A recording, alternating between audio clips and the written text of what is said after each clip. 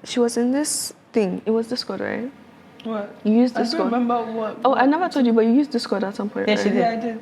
So that's like And- 2021. She was Yeah. using No, Discord in it 20. was, this was during COVID. Yeah. So you started in 2020 through to 2021. I think you still use Discord sometimes.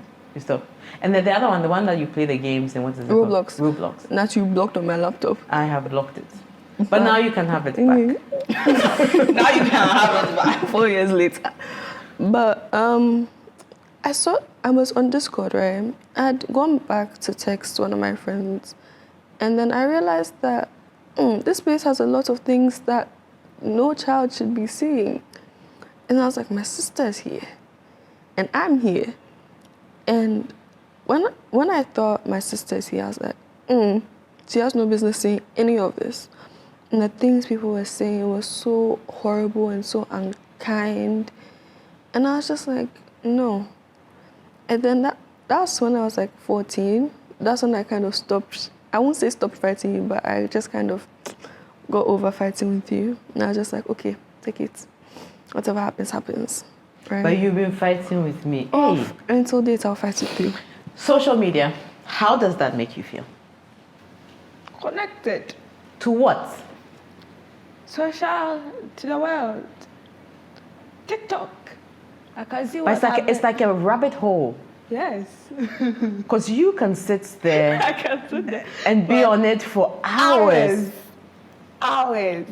I'll say I'm going to bed, but then the moment I touch my phone, I've already swiped and my mind has already opened TikTok and I'm scrolling. Your mind scrolling. opens it. My mind, it's like muscle memory. That's the word. It's muscle memory. Because I'll even be trying to open WhatsApp or something, and it's because my page is like social, and then it has all the apps there, and then when you swipe, that's when TikTok shows up.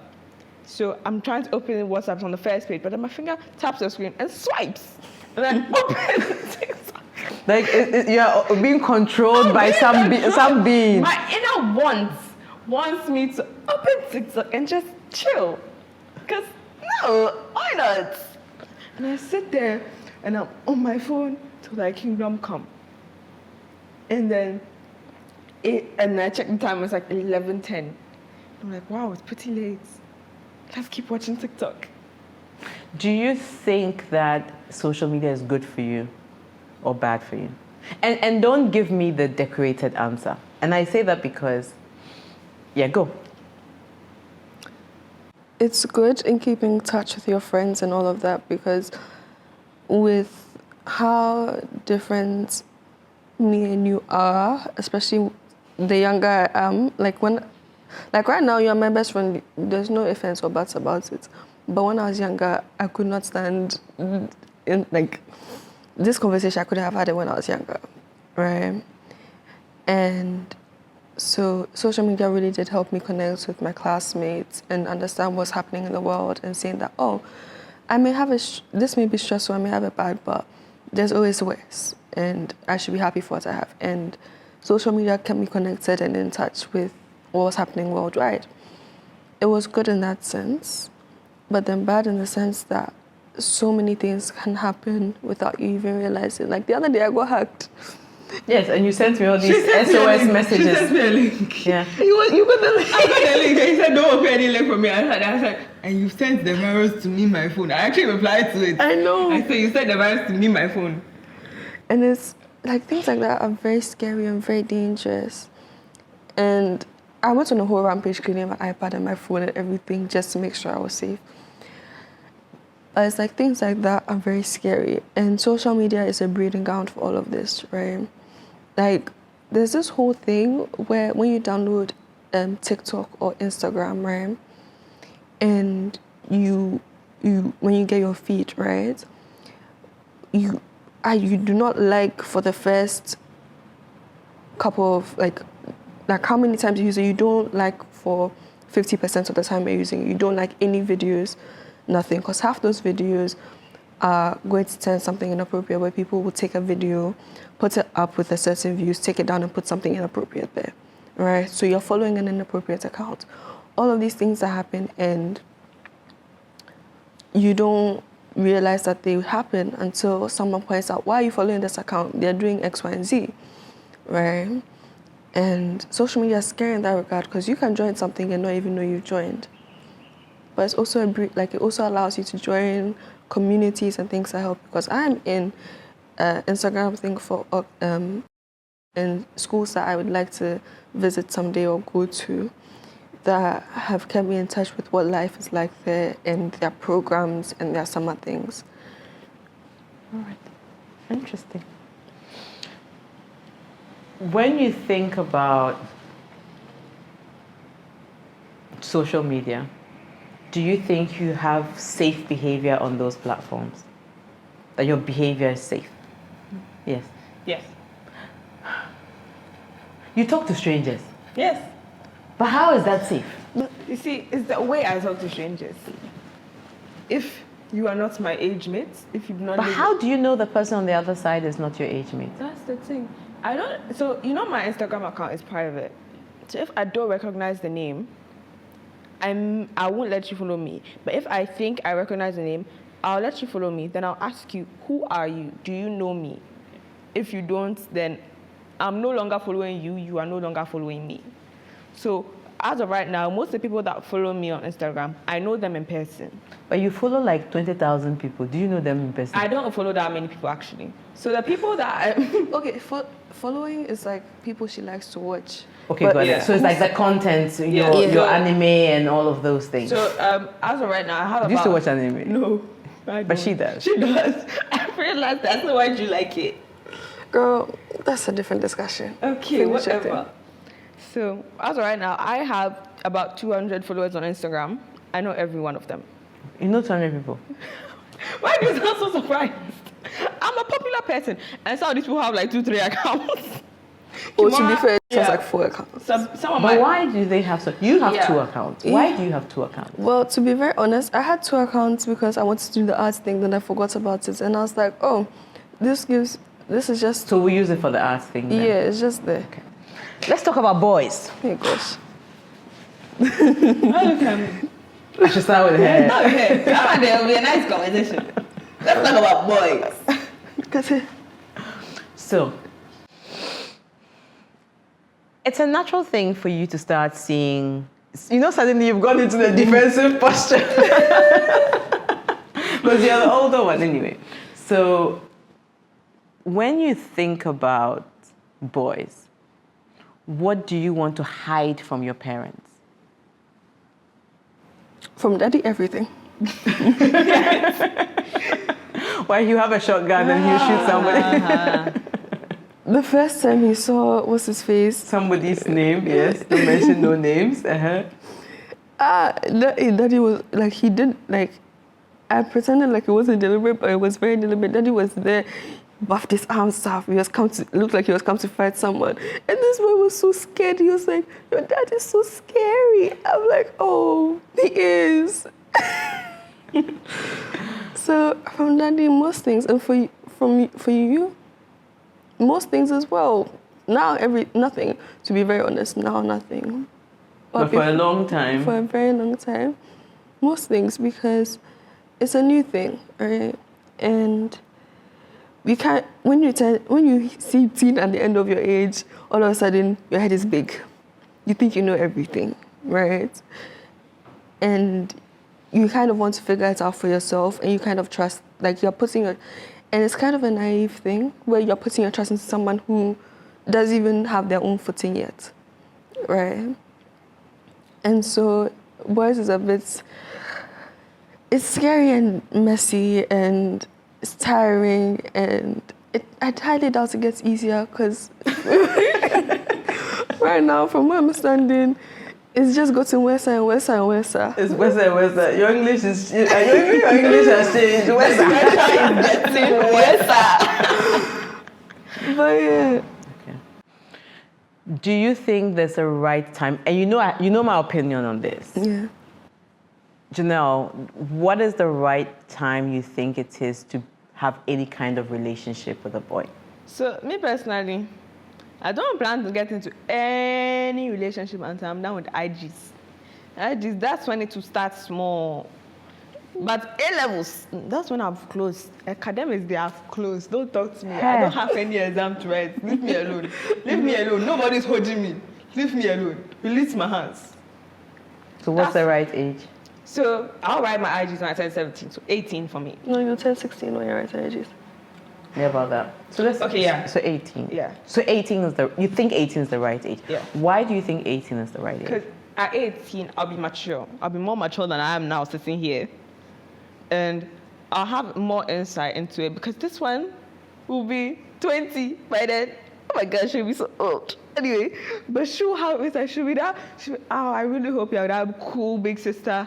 I'm a cool big sister. Anyway, I really hope you'll be that cool big sister that'll hang out with me and take me around. I'm like, oh, that guy looks cute. Oh, that guy looks like your type. Oh, I like that guy. That like looks fresh. I hope you'll be that cool big sister, but I highly doubt it. That's not nice. I love you too, but let's be honest here. Finish your thing. But yeah, I definitely feel like 18 is an age where it's like a good age because I'll be more mature and I'll have more insight into these things because someone has been through it before me. Two someones actually, you and you. And I'll have more insight into these kind of things. Yeah. Knowing what you know now, what would be a good age for you? What age do you think is the best age for a teenager to have any kind of relationship? Any age, in my personal opinion. I'm saying this because... Any age starting from when? Any age starting from 13 going up. Okay. Because at 13, you're feeling all these crazy big emotions, right? If I am 13 and I am grown enough to understand what it is to be, to be stressed and to be anxious, because anxiety is a really big emotion that a lot of 13-year-olds feel, right? Why is it that I'm not old enough to feel emotions like love or care and all of that, right? And so it makes sense that as I'm starting to feel this emotion as romantic love, I would get into a romantic relationship, right? And I know it sounds very funny to you, but if I'm old enough to, pick my entire life choices, because... Which is not before 2018. No, I mean like my school, and I'm in regards to academics, right? Okay. Because I picked my IG subjects at 13, Okay, right? If I'm old enough to pick these things that are so big and so important, right? Why can I not make a decision in regards to... But what's the difference between someone you are in a relationship with as a teenager, right? Mm-hmm. And a friend? And a friend. It's just kind of the name. I don't know how to explain it. It's just kind of the feeling that there's friend, best friend, and then boyfriend, right? And it's just it's a whole new level of closeness. But what kind of closeness? And is it? Tell me a bit more about the kind of closeness that you think. Like right now, as a girl, I can hold my friend's hand, right? But for a boy, they can't hold their friend's hand. And guys like holding hands, whether or not they like... How do you know guys? They do. How do you know that? They do. Guys are big puppies in my personal opinion. And they like affection too. And I'm like, that's a girlfriend. Is like a friend that you can be affectionate with and be childish with and be comfortable with without feeling some type of judgment. I'm not a boy, so I can't really speak on this too closely, but guys will not act the way they feel in their most comfortable way with their friends because it's like, that's a bit John, right? Yeah. And a girlfriend gives you a chance to do that, right? So and this is just a listening conversation just for parents and for other teenagers, right? Do you think it's important for parents to have these kinds of conversations with their kids? Yes. Why do you think? Do you think it's important? Oh, yes, please. Hey, where did the please come from? No, you guys, why are you attacking my please? Because you guys don't like saying please. Why are you attacking my please? But that's true. Okay, exactly. Carry on. Yes, why do you think it's important?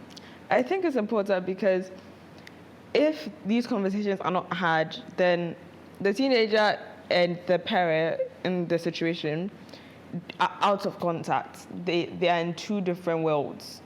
the parent is seeing something else, the teenager is seeing something else. It's a different perspective all around. And without communication, it's going to remain that way.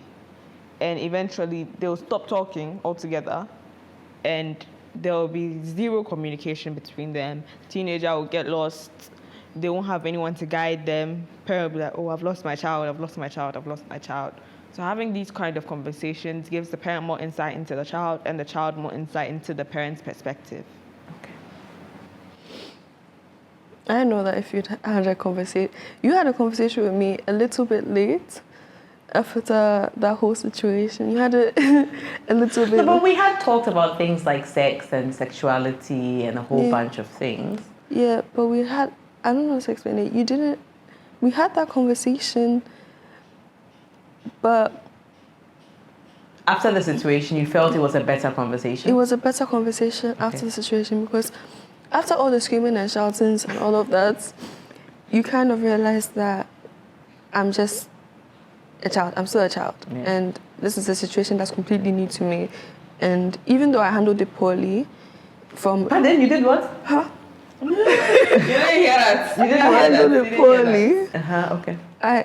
In hindsight, at the time, I handled it the best I could. And having conversations about knowing when it's time to let someone go, knowing when it's time also... Even with your friends, isn't Yeah. it? Deciding that you didn't want to be friends with particular people. And knowing when to force for someone to be in your life and things like that.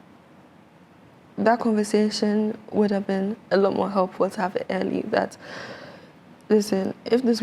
Are you sure with all your hormones and all of that, would you think would have made a difference?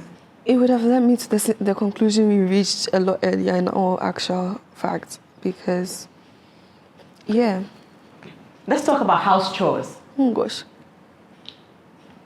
I don't know, man. I don't do any. Maybe I last. clean my room. I do dishes every half moon. Is it half moon? Half moon. It's every other day. So she's been back? I've done dishes once. Okay. Yeah. Oh, really? Because whenever I come to the kitchen, it's cleared.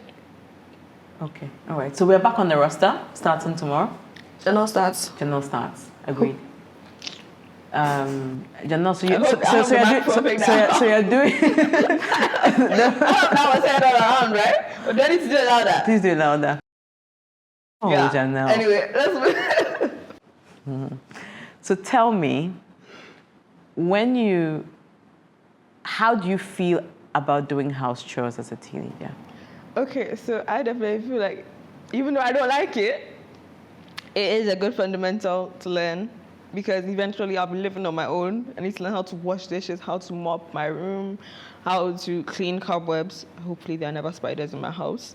But I need to learn all these things, and you teaching us these things early on, definitely I feel like these would help me when I'm on my own, when I can't call you, Mommy, there's a lizard in my room. It's called the gecko. No, it's a lizard. It's a lizard. No, a gecko is a lizard. Okay. Can't call you, can't call Jada. I can't say Mr. Bismarck. Mr. Bismarck. But I'm a broom never. Say it again, Padre. I can't do that. So I feel like you teaching us all these things, how to keep our space tidy, how to look after ourselves, is definitely something I would need in future. So thank you for that. Okay. You're welcome. House chores. The bomb sites. Have you seen her room? Don't talk. Your room is exactly the same this time I around. don't have chicken bone under my desk. I don't have a now. Actively? Yeah. Present tense. We should stick to the current situation. Yeah, go. I've learned to appreciate your cleanliness a lot more in these last few weeks. I feel like chores are very annoying. They are a nightmare, but I have to learn how to do them. Yeah, it is very annoying. You have this thought that there's organized chaos in your room. Yes, with there your is. room being a bomb site. Is there really organized chaos in your room? Yes, because I know where everything is. No one else needs to know. It's my room. It's kind of like, I know that in your head that there's a way that everything needs to be to look neat and tidy and to be clean. But my room is not dirty. You will not find, okay. Listen, my floor is clean, okay? If it was not clean, my clothes will not be on it. And it's kind of like, that's what makes sense to me. I want to ask a question. Please ask a question. So you say you have organized chaos in your room. So I'm coming back to this again. But were you ever gonna finish the chicken bowl? Yes, I was, in actual fact. Listen, I think that, yes, your rooms might be messy sometimes, but it's important to develop the habit of being tidy. And I know you think it's organized chaos, but you are such an icky person. You don't like mess. I know. So it's surprising to see how sometimes your personal space is messy. That's like a bit of a reflection of me. Because since when? March? Everything has just been up in arms for me, right? Because with IGs, it was busy for you. It was really busy. Then summer comes and I don't have energy to even lift my legs to go upstairs. And so I don't have energy to clean. And then I'm back in basically IG stress and IG conditions. For A-levels? For A-levels. And it's kind of like, I'm so stressed and I'm like, my room is the one thing that I can neglect and be fine with. But there's nothing else I can afford to neglect. Okay. Cooking. Teach us more. Long and short, that's it. Teach us more. We'll starve otherwise. I just need like straight things. I need how to cook. I need to know how to cook beans, okra soup, and Gravy. it's not even No, she doesn't like gravy. She do. She like me to make shit up for I her. want to know shit up. I want to know shit up. Those are the three things. Even if I end up going to school somewhere in America or UK, I'll sit in the backyard and make shit up. Because that's what you've taught me. I'll open all my windows. I'll make okra. My house will be smelling for days. Of Kobe. But I'll make it and eat it. Do you think you are comfortable around the kitchen today? And is it important for teenagers to... Do your friends want to know how to cook? Most of them know how to cook. Well, the sensible ones do. Okay. The ones who don't is just they don't want to. Okay. And they're used to ordering out. But most of my friends know how to cook for themselves. And it's a good thing because most of us are planning on becoming international students. And we're going to leave Ghana and we need to take something with that because me, for one, that I know I'm a picky eater. And I was in the UK, I was starving. I was eating things I never thought I'd eat just because I couldn't. Remember how she ate the goat soup and fufu? Because UK food will have you craving things you never wanted in your life. Exactly. And it's like, when you have your parents around, it's kind of like, oh, it's fine. But when you go somewhere with someone who can't cook, It's hard. you realize that, hey, I miss my mommy. It's been really good having this conversation. Oh, obviously. And Because I'm here. Right? Because we're here. Well, Not to go. you're not sure about her, I'm right? not sure about you, but I know I brought a lot of joy to this conversation. Oh, you know what? You definitely both brought a lot of different things to this conversation. She's the poise and the grace. Eloquent one. We're not going. Both of you are eloquent in different ways. That's why you say yes. Just say yes. Yes. Why are you agreeing? No, I'm coming to you. I should get up and carry myself back to my room. And you definitely, your amazing sense of humor and your character and just your way of thinking, both of you. It's been, I think I should do this more often because then I'll see a different side to you girls. Not really. Because I actually see that you are decently put together just from this conversation. Decently. Decently. Please, let your head stay small. All right.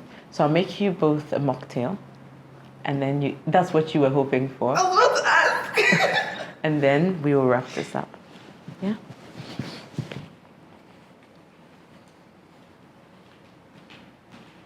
You're not funny, do you know that? I think I am. You're not. Go and find a chicken bone and chew it. So, so the fun part of this, you have my famous mocktails. Cheers. I don't get cheers. Let's stir it up. Is that what you say? Cheers, the two of you. Oh. So you need to taste it and tell me quickly what's in it. Okay. So it has that the syrup. It does have The, the syrup. yeah, lime syrup. No, it's not lime. Mango. Mango. Okay. Uh-huh.